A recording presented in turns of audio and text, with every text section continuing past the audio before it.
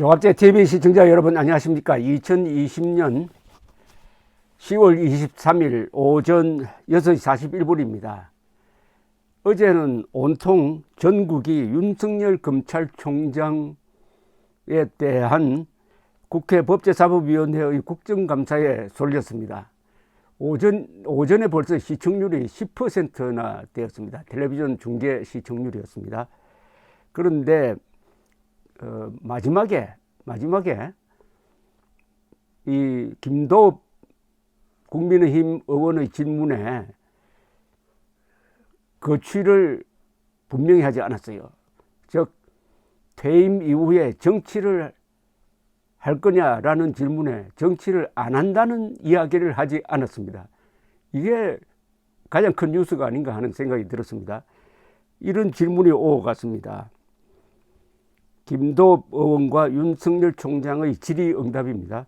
김도읍 국민의힘 의원이 이렇게 이야기합니다. 총장님, 지금 대검 주변에 소비 총장님 응원하는 화환들이 몇 개쯤 있습니까? 윤석열 검찰총장, 글쎄 뭐 아침에 찾아보니까 많이 있는 것 같은데 세어보진 않았습니다. 김도읍 의원 150개쯤 있다는데 어떻게 생각하십니까? 윤 총장, 하여튼 그분들 제가 그 뜻을 생각해서 해야 될 일을 열심히 하겠습니다. 김도읍 의원, 오늘 이 국감장 안에 의원이 18명이 있어요. 여기에 민주당 의원들 대부분이 포함되어 있는데 7분이 6월부터 지금까지 줄곧 윤석열 총장 사퇴하라, 거취 결정하라 이렇게 주장했던 분들 사이에서 어제 아침 10시부터 다음날 1시 정도까지 국정감사 받는다고 수고는 많이 하셨습니다. 대통령께서도 소임을 다하라고 하셨고 본인도 사퇴하지 않겠다고 하셨는데 지금 언론에 대통령 후보로 여론조사까지 되고 있거든요. 임기 마치시고 정치하시려는 마음이 있으신지 윤석열 총장, 지금 제가 제 직무를 다하는 것만으로도 다른 생각을 할 겨를도 없고 제가 향후 거취에 대해서 이야기하는 것도 적절하지 않습니다. 다만 퇴임하고 나면은 제가 소임을 다 마치고 나면은 저도 지금까지 살아오면서 우리 사회의 많은 혜택을 받은 사람이기 때문에 우리 사회와 국민들을 위해서 어떻게 봉사할지 그런 방법은 천천히 퇴임하고 나서 한번 생각해 보겠습니다. 김도읍 의원, 그런 방법에는 정치도 들어갑니까? 윤석열 총장, 그건 제가 말씀드리기 어렵습니다. 아주 흥미로운 여운을 남기는 글이었습니다. 자, 그런데 이런 상황을 보고 이 한마디 하는 의미 있는 한마디를 한 사람이 있습니다. 누구냐? 바로 홍준표 씨입니다. 홍준표 전 자유한국당 대통령 후보, 지금은 무소속 의원이지만은 대통령 후보로 계속 거론되고 있는 사람이 어제 페이스북에다가 이런 글을 남겼네요. 아주 흥미로운 논평입니다. 온통 대한민국 뉴스에 문 정권 탄생의 제1, 2 공신끼리의 영역 다툼 싸움이 관심거리로 등장하고 있습니다. 문 정권 출범 당시 당대표로서 지난 탄핵 대선 승리의 1등 공신이었던 추미애 법무장관과 박근혜 정권을 무너뜨리는 정치 수사에 큰 공을 세우고 벼락 출세하여 중앙지검장 때는 소위 적폐 수사를 지휘하면서 이재수 기무사령관을 모욕죄 자살에 이르게 하고 청와대 말단 행정관까지 싸그리 적폐로 몰아 삭슬이 수사한 공으로 또 한 번 검찰총장으로 벼락 출세한 사람이 지금 이전 투구식으로 서로 물어뜯고 싸우고 있습니다.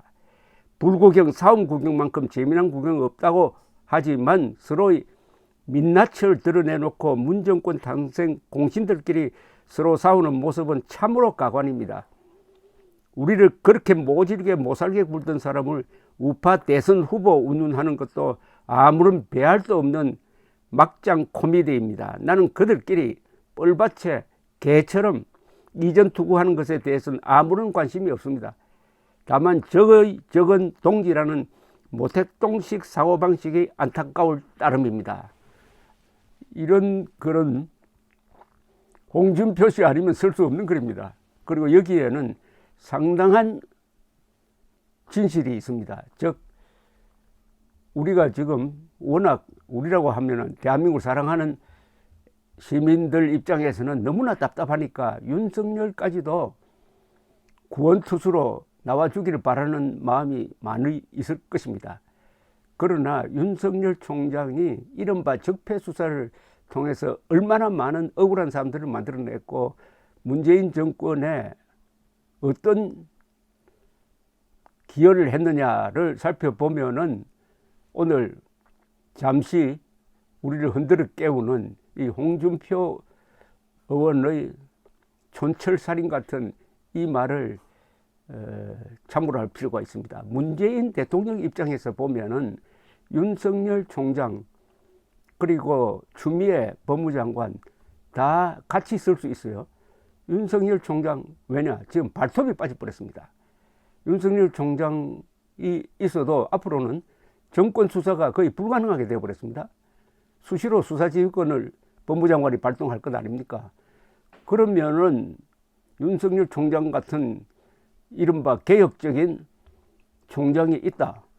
그러면 이게 바로 문재인 정권의 민주주의를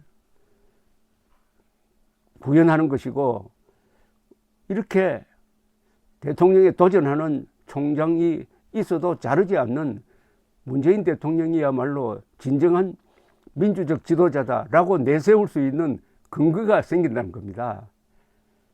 그리고 조금만 뭘 하려고 하면은 법무장관을 시켜서 제동을 탁 걸고, 그리고 만약 공수처가 발족하면은 한 번 더 윤석열 총장은 식물인간 상태로 가버린다. 그러니까 수가 많다는 거죠. 수가. 외통수가 아니라는 거죠. 윤석열 총장 덕분에. 그것도 모르고 언론과 이 우파 인사들이 윤석열 총장의 기대를 걸고 꽃을 보내고 있다 하는 데 대한 일종의 비아냥, 홍준표 의원의 이 말에 뭔가 울림이 있습니다.